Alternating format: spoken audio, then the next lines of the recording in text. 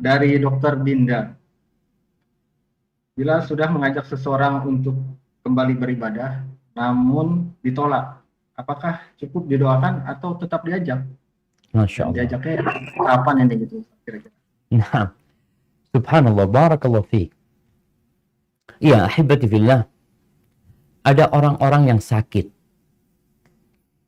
Kalau tanya tadi kita ajak, dia seperti orang sakit. Tugas kita adalah ya mengobatin, kasih obat, kasih arahan. Kadangkala obatnya nggak diminum, arahannya tidak dilakukan. Sampai kapan? Ya kita terus berusaha untuk memberikan nasihat kepada dia.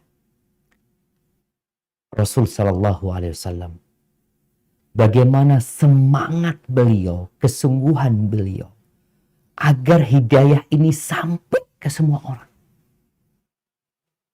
Sampai tatkala beliau berangkat ke Taif alaihi salatu wassalam, mendakwain penduduk Taif. Tapi ternyata satu kota itu nggak ada yang nerima dakwah beliau. Kecuali ada Adas ya, satu budak Nasrani. Kemudian Nabi keluar dari Taif dalam kondisi berdarah-darah kakinya. Dilemparin batu sama mereka. Dalam perjalanan pulang menuju Mekah, turun Jibril bersama malaikat penjaga gunung, di mana malaikat penjaga gunung itu menawarkan kepada Nabi alaihi salatu wassalam, in syi'ta, kalau engkau mau, aku akan timpakan dua gunung kepada penduduk Taif, ada penduduk Mekah.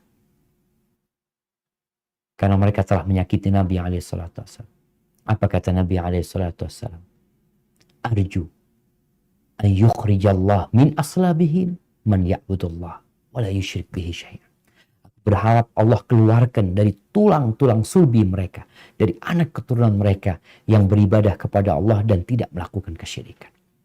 Artinya usaha itu terus ada. Memang kewajiban kita, wa ma 'alaika illal bala, disampaikan kepada Nabi, tugasmu hanya menyampaikan, sudah. Sampai kapan kita menyampaikan? Ya selama kita melihat orang tersebut ya. Apalagi kalau ini suami istri yang berada di rumah, yang bersama. Atau ini ya teman sejawat, dokter sama dokter. Mungkin mendapati ada dokter yang nggak sholat. Kita lihat. Ketika masuk waktu sholat, kita ingatkan, ya Allah bismillah sholat. Kita nggak membiarkan kemungkaran itu terjadi. Sambil terus didoakan. Nabi Ibrahim alaihissalam, bagaimana dia mendakwain bapaknya sendiri.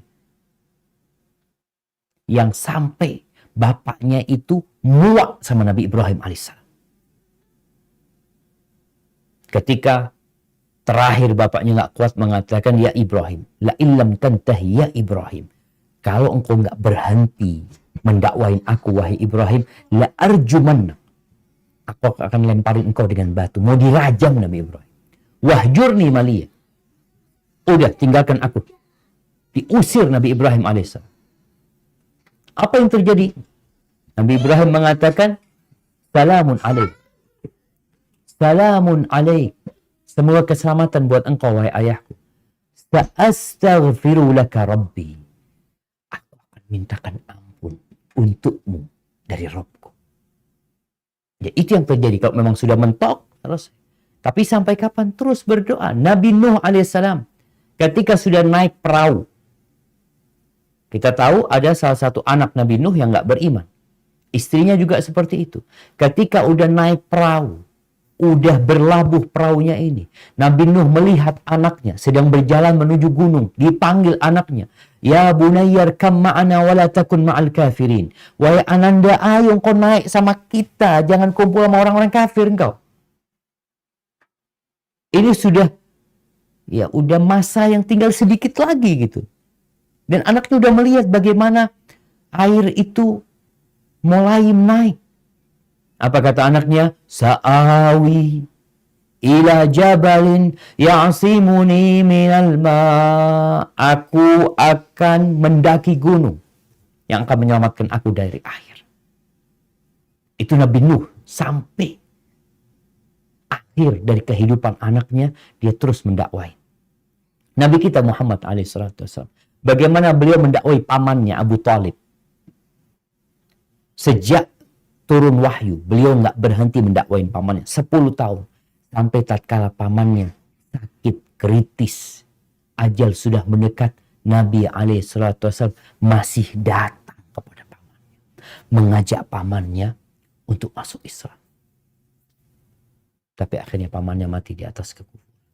Jadi tugas berdakwah itu terus ya. Cuma kadang-kala kita kalau bicara ngasih nasihat, jangan sampai orang itu juga bosan.